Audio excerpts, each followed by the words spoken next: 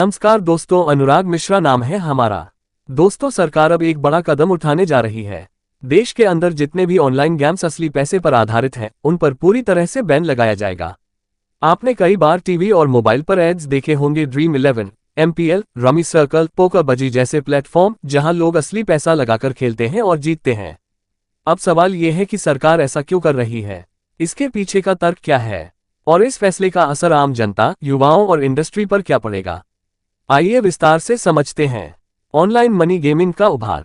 पिछले एक दशक में भारत में ऑनलाइन मनी गेमिंग का बाजार बहुत तेजी से बढ़ा है। लाखों यूथ इसमें जुड़ चुके हैं। एंट्री फीस देकर खिलाड़ी असली पैसे की शर्त लगाते हैं। जीतने पर मॉनेटरी रिवॉर्ड मिलता है। हालांकि यही सबसे बड़ी चिंता बन गई है। युवाओं में लत लगने लगी, परिवारों पर आर्थिक बोझ बढ़ा और कई मामलों में सुसाइड तक की घटनाएं सामने आईं। सरकार का बिल 2025। सरकार ने लोकसभा में the promotion and regulation of online gaming bill 2025 पेश किया है। इस बिल के अनुसार मनी बेस्ड ऑनलाइन गेम्स पर ब्लैंकेट बैन लगेगा। ये बैन केवल डेवलपर्स, प्रमोटर्स और प्लेटफॉर्म्स पर ही नहीं बल्कि उन पर भी लागू होगा जो ऐसे गेम्स का विज्ञापन करते हैं। पेनल्टी: 3 साल तक जेल, 1 करोड़ रुपए तक का जुर्माना या दोनों। बार बार उल्लंघन करने पर सरकार प्लेटफॉर्म्स को शटडाउन कर सकती है और उनके डोमेन ब्लॉक कर सकती है। लेकिन ध्यान दीजिए, इस sports skill based competitive gaming को सरकार मान्यता दे रही है और उसे प्रोत्साहित भी करेगी। क्यों लिया गया ये कदम?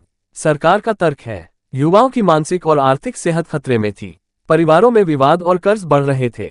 कई लोग लोन लेकर गेम खेल रहे थे और फैमिली एसेट्स तक बेचने पर मजबूर हो गए। प्लेटफॉर्म्स का इस्तेमाल मनी लॉन्ड्रिंग और टेरा फाइनेंसिंग तक में किया जा रहा था। सरकार का कहना है कि ये मुद्दा सिर्फ गेमिंग का नहीं बल्कि पब्लिक सेफ्टी का भी है। इंडस्ट्री का पक्ष। गेमिंग इंडस्ट्री का तर्क बिल्कुल उल्टा है। उनका कहना है कि भारत का ऑनलाइन गेमिंग मार्केट $3.7 बिलियन का है और 2029 तक ये $9 बिलियन तक पहुंच सकता है। लगभग 86% रेवेन्यू रियल मनी गेमिंग से आता है। अगर बैन हुआ तो हजारों स्टार्टअप्स और नौकरियों पर संकट आ जाएगा। विदेशी निवेश FDI को बड़ा झटका लगेगा। बैन के बजाय इसे रेगुलेट और टैक्स करना चाहिए। वैश्विक दृष्टिकोण। चीन money based online gambling ban है, माइनस पर सख्त लिमिट। अमेरिका अलग अलग राज्यों में अलग नियम। कई जगह fantasy sports legal. UK gambling regulated है लेकिन टैक्स भारी है। ई स्पोर्ट्स को अलग पहचान।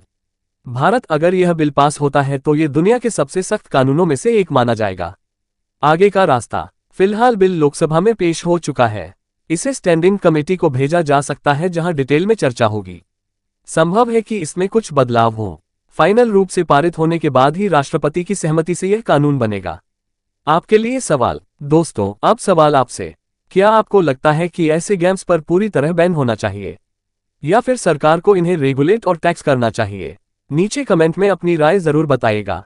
तो ये थी पूरी जानकारी भारत सरकार के नए बिल और ऑनलाइन मनी गेमिंग इंडस्ट्री पर इसके असर के बारे में।